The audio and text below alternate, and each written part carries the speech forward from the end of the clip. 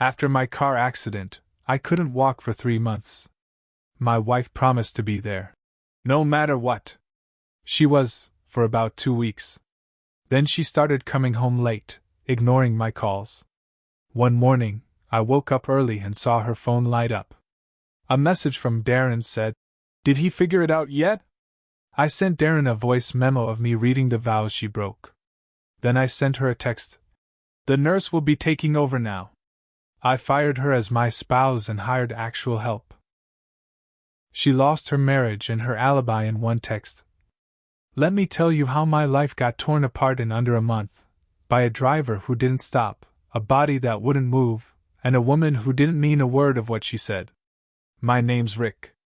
I'm 44, and I've lived in Akron, Ohio my whole life. I work HVAC. Not exciting, but it paid steady. I've crawled through attics in July and basements in February. It's not glamorous, but it gave me a house, a truck, and what I thought was a solid marriage. My wife's name is Shelby. We met a little later in life, at a friend's cookout when I was 37 and she was 35. I remember her rolling her eyes at one of my jokes but laughing anyway. She was sharp. Worked at the hospital as a radiology tech. She understood bodies and pain, and I liked that. I trusted her. We got married 2 years later. No big ceremony, just some friends in my backyard and a decent barbecue. Her vows were short. In sickness and in health I've got you. Always. She looked me in the eye when she said it. She meant it. Or so I thought. 3 months ago, I was heading home from a long job in Canton. Tired. Hungry. Thinking about dinner and nothing else. It was pouring. 1 block from the house, a sedan blew through a red light going at least 45 and smashed right into my driver's side. My truck spun, hit a pole, and everything went black. I woke up with a neck brace and 3 EMTs over me. They cut me out of the truck. In the hospital, they said I cracked 2 vertebrae and damaged some discs. Lucky it wasn't worse. I wouldn't be able to walk for a few months, and I need help, basic stuff too. Toileting. Dressing. Showers. They said I might recover fully with time and therapy. Shelby was there every single day in the hospital. She fed me, helped the nurses, rubbed my arms, cried in front of the doctor. Told everyone how strong I was. Kept saying, "No matter what, I've got you." She held my hand like she meant it. They sent me home with a hospital bed in the living room. Shelby set it up with blankets from our room. She brought in a lamp, put my books in reach. She made me a sandwich the first night back, and I remember thinking, how did I get this lucky? That lasted 14 days. The first thing I noticed was her phone. She kept it on silent now. Used to be she didn't care if it buzzed while we watched TV. Now it was always face down. Then it was the food. She stopped cooking. Said she was too tired after work. I understood. Being a caregiver is hard. So I didn't complain when she brought home fast food 4 nights in a row. But she stopped eating with me. She'd say she already ate. Or that she needed a nap. Then came the nights she stayed. Late at work. One time she came in after 11. I asked if everything was okay. She said she had a glass of wine with a coworker, needed to unwind. I nodded.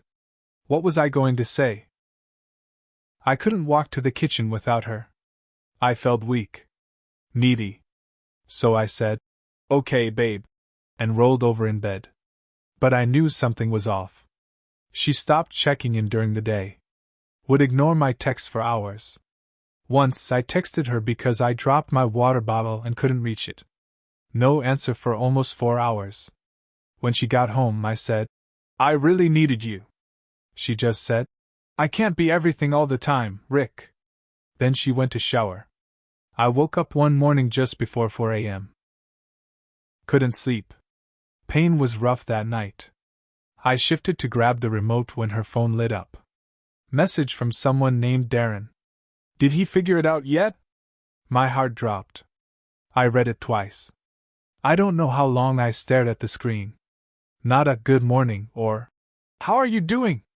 Just a smug little text like I was some clueless lump in a bed. I didn't touch the phone. Didn't wake her up. Just stared at the wall and thought about how I'd gotten here. I replayed those vows in my head. In sickness and in health. I've got you. She said it loud and proud in front of everyone.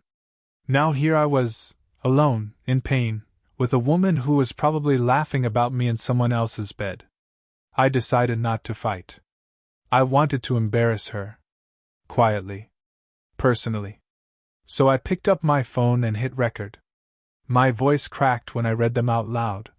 Shelby, you said you'd be here in sickness and in health? You said we were a team.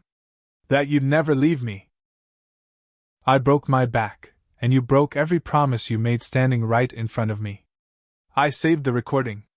Sent it to Darren's number. No words. No context. Just me. Reading the vows she spit on. Then I sent Shelby one message. The nurse will be taking over now. She came running into the living room a few minutes later, hair a mess, phone in hand. What is this? She said, waving it at me. I didn't even look at her. Check your texts. Asked Darren. She stood frozen. You went through my phone? Nope. Your boyfriend texted you while you were sleeping beside your paralyzed husband. That's what happened. She started crying. Or pretending to. Said she was. Just venting. That she was. Tired. And Darren. Was just a friend. I told her to leave. Go stay with Darren. Or her sister. Or anyone else who didn't need her to bring them water and help them to the bathroom. I didn't yell. I didn't curse. I just said, "You're done here. The nurse starts tomorrow." And she left. Shelby left with a duffel bag and her work tote. She didn't slam the door. She didn't even say goodbye. Just stood there for a second like she wanted me to ask her to stay. I didn't. Kathy arrived the next day at 9 a.m. sharp. Older woman, sharp bob haircut, and an attitude like she'd seen everything twice already. She came in, took one look at the setup, and said, "We'll get you back on your feet, but first things first, bathroom?" I smiled for the first time in weeks. The next few days were quiet. Kathy was good. Professional. Didn't treat me like I was broken. She helped with the basics, got me back on my med schedule, even made sure I was doing my stretches. But I could tell she was curious. People like her, they see patterns. "Your wife working long hours?" she asked one morning while folding laundry. "She moved out," I said. Kathy nodded. Didn't press. Just said, "Good for you. Some people keep the wrong help around too long." 4 days after Shelby left, a police officer knocked on my door. "Rick Taylor?" he asked. "Yeah." "You filed a harassment report?" "No." He looked at a paper on his clipboard. "A woman named Shelby C. claims you sent her boyfriend threatening messages." I almost laughed. "You mean the man she was cheating with while I was recovering from spinal damage?" The officer's face changed a little. "She said you were unstable? That you had a nurse now, but you'd been angry." I handed him my phone. Played the voice memo I sent Darren. Just that. He listened. "That's it?" he asked. "That's it." He scratched the back of his neck. "We'll make a note. Sorry to bother you." So now she was trying to spin it. She wasn't embarrassed enough. She wanted to flip it. Make me the threat. I should have expected it. 2 days after the cop, Darren came to the house. He didn't knock. Just stood outside in my driveway, pacing, arms crossed. Kathy spotted him first. "You expecting someone in a cheap button-down with a guilty conscience?" I wheeled myself to the front window. There he was. Mid-30s, gelled hair, looked like the kind of guy who calls women chicks, and thinks cologne fixes everything. He stared at the house like it owed him something. Then he walked up and knocked. Kathy opened it. "I need to talk to Rick." "Who are you?" "I'm Darren." She turned back to me. "You want to let the little coward in?" I nodded. I wanted to see him squirm. He stepped in, looked around. Saw the hospital bed, the meds, the brace. Man, listen. He started. I didn't know how bad it was. She said you were faking some of it. Said you were. I cut him off. Don't talk. But I just want you to understand. I raised my voice. I don't want to understand you. I want you to leave. And tell Shelby this. If she sends one more cop or coward to my door, I'll talk to her job's HR about workplace misconduct. Pretty sure they frown on techs who use patients' husbands as excuses to cheat. His mouth opened like he had something to say. Then he left. Kathy looked at me. You want tea? Yeah, I said. Sweet if you got it. A week passed after Darren's little visit. Quiet again.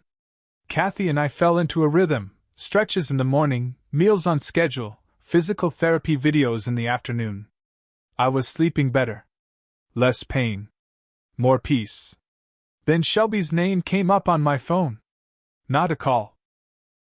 An email. Subject line. I deserved to tell my side. I almost deleted it. But something told me to read. Rick, you don't understand what it's like being needed every minute of the day. You shut down emotionally after the accident. I was drowning too. Darren was just someone to talk to. It didn't mean what you think it did. I panicked when you kicked me out. I wasn't trying to hurt you. Please don't make things worse. You've already embarrassed me. I could lose my job. Please let it go. Shelby. She didn't apologize. She didn't even admit it. Just tried to shift it back on me. Again. And now she was worried about her job? That's when I decided to stop being quiet. I sent an email to her hospital's HR department. Kept it short. Professional.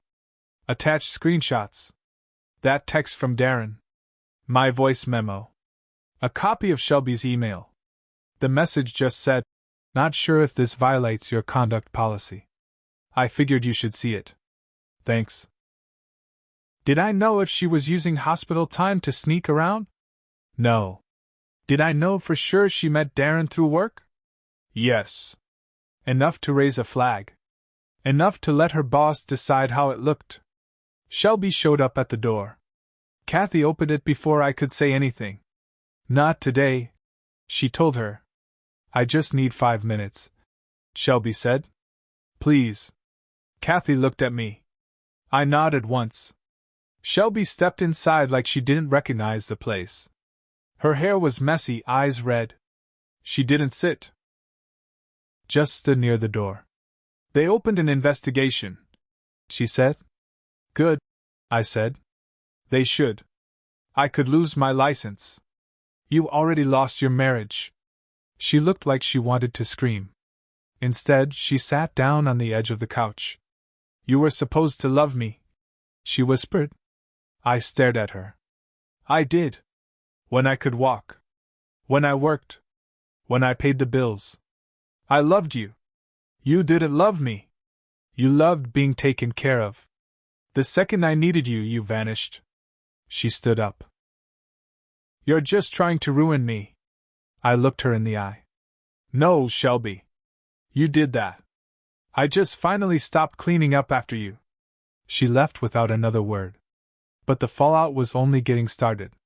Shelby didn't come back after that day. Not to apologize. Not to explain. Not even to yell. She went quiet, which worried me more than anything. But I was done giving her my thoughts. She made her bed. A week after she stormed out, I got a call from a blocked number. I usually don't answer those, but something told me to pick up. It was someone from her hospital.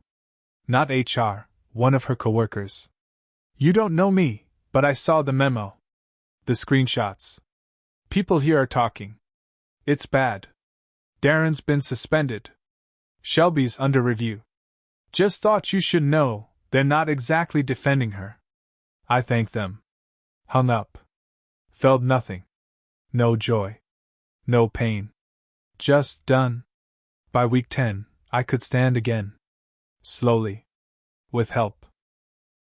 Kathy cheered when I took 5 steps from the bed to the window. You'll be walking on your own before long, she said. I believed her. On day 92 after the crash, I stood in the front yard. No cane. Just my legs and a shaky breath. A neighbor walked by and waved. Haven't seen you out in months, Rick. Getting back, I said. And I was. I was at the pharmacy one day when I saw her.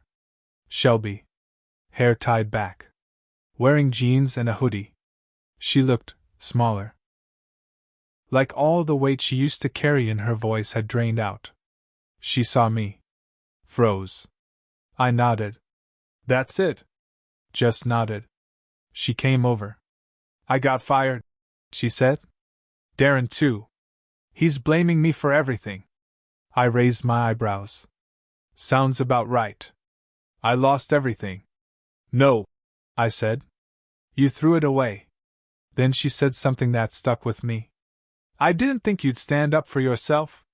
I looked her in the eyes and said, You didn't think I'd stand up again at all. She cried.